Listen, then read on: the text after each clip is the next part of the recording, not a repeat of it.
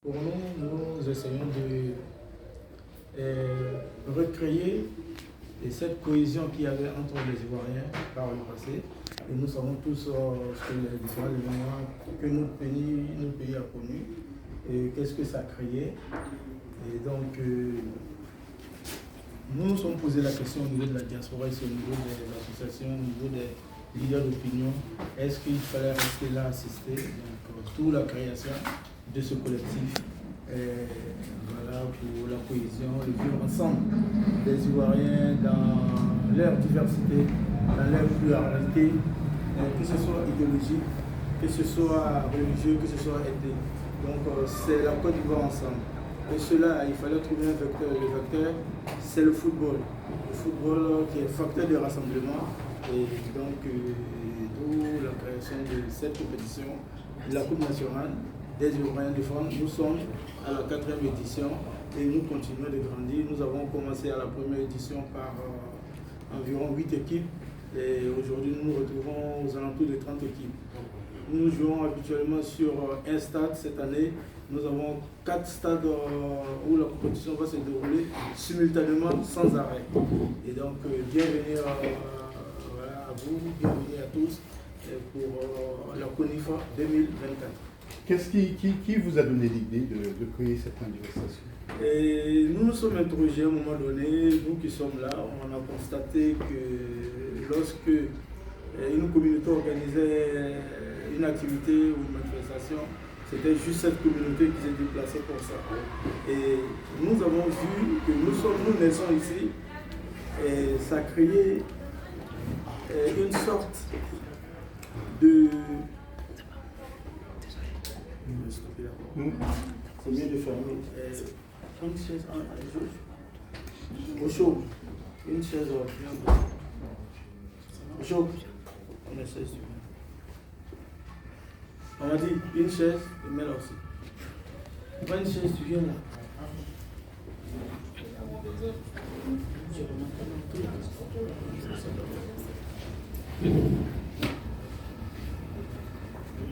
Alors, oui, c'est ça que vous disiez.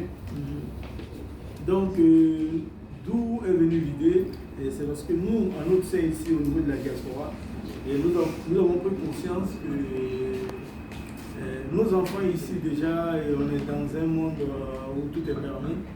Et on a vu que si ça restait dans l'État, nos enfants allaient peut-être plus se déraciner, comme on le dit. Et donc il fallait trouver quelque chose qui va essayer de déjà nous-mêmes nous rapprocher de facto. Ça permettait à nos enfants aussi de se rapprocher et de se connaître. Et connaître aussi qu'il y a un pays qui est quelque part, qui s'appelle la Côte d'Ivoire, où vraiment qu'ils ne doivent pas oublier. Même qu'ils naissent dans l'Occident, qu'ils sachent d'où ils viennent. Et donc nous avons décidé, entre nous les différents présidents d'associations, de mettre cette organisation sur place et créer cette cohésion qui est en train de partir, et remettre ça en place. Et Dieu merci, les gens ont répondu timidement au départ, mais aujourd'hui tout le monde a commencé à comprendre le bien fondé de la chose. Parce qu'au début, il y en a qui ont pensé que c'était quelque chose de politique et que nous étions en train d'essayer de mettre en place. Et ça fait 4 ans que nous sommes là. Si c'était voué à des dessein politique, ce serait vu tout de suite. Et donc, comme nous l'avons dit, le plus important pour nous, c'est la cohésion des Ivoiriens.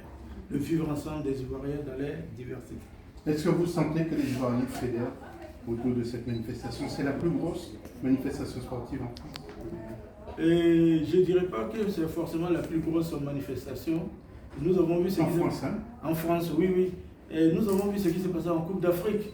Les Ivoiriens ont démontré au monde entier qu'ils savent faire fi de leurs différences lorsqu'il s'agit du pays, lorsqu'il s'agit de l'intérêt national. Les Ivoiriens ont démontré au monde entier qu'ils savent se mettre ensemble et puis devenir un. Et donc nous, c'est ce que nous sommes en train d'essayer de mettre en place. Déjà la cohésion et puis aller plus loin, devenir une diaspora forte ici. En France, nous voyons les autres diasporas, ce qu'ils font chez eux. La diaspora des Sénégalais, la diaspora des Maliens, c'est parce qu'ils sont unis, ils sont ensemble. Et ça manquait chez nous et c'est en train de se mettre en place.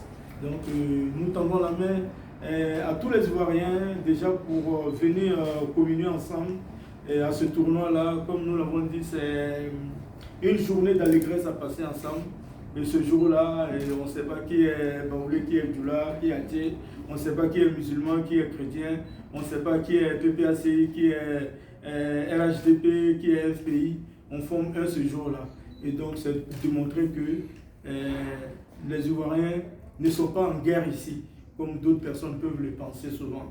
On n'est pas dans des guerres des tranchées, on arrive à se fréquenter, mais il fallait matérialiser ça parce que nous sommes en train de l'organiser. Donc nous disons que nous aspirons à devenir la plus grande manifestation ivoirienne ici. Et donc ça fait 4 ans que nous existons. Et les autorités au niveau de la Côte d'Ivoire, comme ici, nous ont accompagnés depuis le début. Donc nous sommes en discussion pour que ce soit, comme on le dit, institutionnalisé, que ce soit reconnu par l'État de Côte d'Ivoire et pour que vraiment les Ivoiriens se sentent de plus en plus dans cette organisation et dit qu'à toutes les associations ivoiriennes ici en France, dit que les portes du collectif Unis pour la Côte d'Ivoire c'est ouvert et tout le monde peut venir adhérer et atteindre l'idéal de vivre ensemble de nous les Ivoiriens ici, apprendre les valeurs de la Côte d'Ivoire à nos enfants, emmener nos enfants à aller chez nous en Côte d'Ivoire.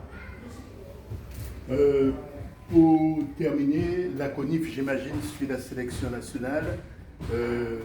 La Côte d'Ivoire a joué contre le Gabon, il y a 0. En dehors du prochain match contre le Kenya, comment sentez-vous la Côte d'Ivoire dans ces éliminatoires?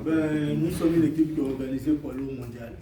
Voilà, nous n'avons plus rien à démontrer en Afrique. On a montré ce que nous savons faire avec un entraîneur local. Et vous avez vu le jeu, ceux qui ont suivi le match hier, le jeu que la Côte d'Ivoire a produit. Le Gabon était une équipe faible. Il faut que les gens fassent attention. Il y avait des grands noms, il y avait Aubameyang, il fallait le tenir, il y avait Lemina et il y avait de très grands joueurs en face. Et donc la Côte d'Ivoire est bien positionnée pour aller au mondial. Je pense que ce serait quelque chose de logique dans ce que nous avons commencé. Et nous pensons que nous serons sur le toit de l'Afrique pendant un certain moment. Nous sommes préparés pour ça. Emers Faé a failli être viré pendant la compétition, pas viré, mais a failli être remplacé. Vous pensez que ce serait une grosse erreur Bon, voilà, lorsque je suis passé sur votre antenne directement pendant la compétition, nous avons tous pensé que Emers Faé serait un intérimaire qui serait changé plus tard. Et voilà, mais il a démontré pendant son intérim qu'il avait la carapace, qu'il avait toute la capacité pour pouvoir diriger cette équipe-là. Il ne fait que confirmer, on a vu la suite de la compétition, et là encore il vient de confirmer. Nous pensons que c'est l'homme qu'il faut en ce moment. Il faut le laisser travailler. Il est jeune, il va certes faire des erreurs, mais voilà, je pense qu'on n'a pas besoin d'aller chercher plus loin. Nous avons ce qu'il faut localement.